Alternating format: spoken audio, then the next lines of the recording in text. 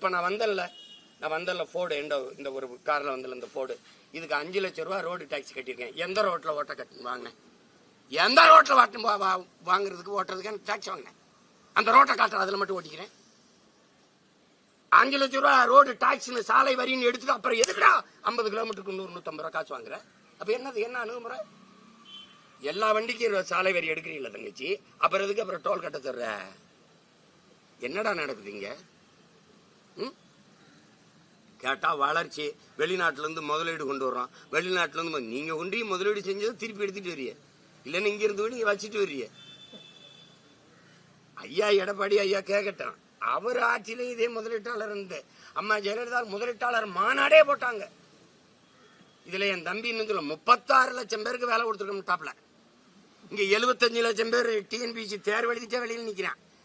15 லட்சத்திங்க 3937 இடம் தான் வாய்ப்பு. அதுல 15,52,000 பேர் தேர்வு எழுதியிருக்கான். இவர் தான் 36 லட்சம் பேருக்கு வேலை கொடுத்த மகான். தங்கச்சி கேட்கறவன் கேன பையன்னா கேப்பையில நெய் விடிதும்பா எங்க ஊர்லயும்பா. இங்க கேட்கறவன் கேன பையில, சொல்றவன் தான் கவனமா இருக்கணும். யார்கிட்ட சொல்றோம்னு பார்த்து பேசணும். சும்மா எதையாவது பேசிட்டு இருக்கிறதுக்கு நாங்க பார்த்து படிக்கிற பக்கிரின்னு நினைக்கிறீங்களா? எங்களெல்லாம் உலக அரசியல உள்ளங்கள் வச்சுட்டு தர பசங்க நாங்க.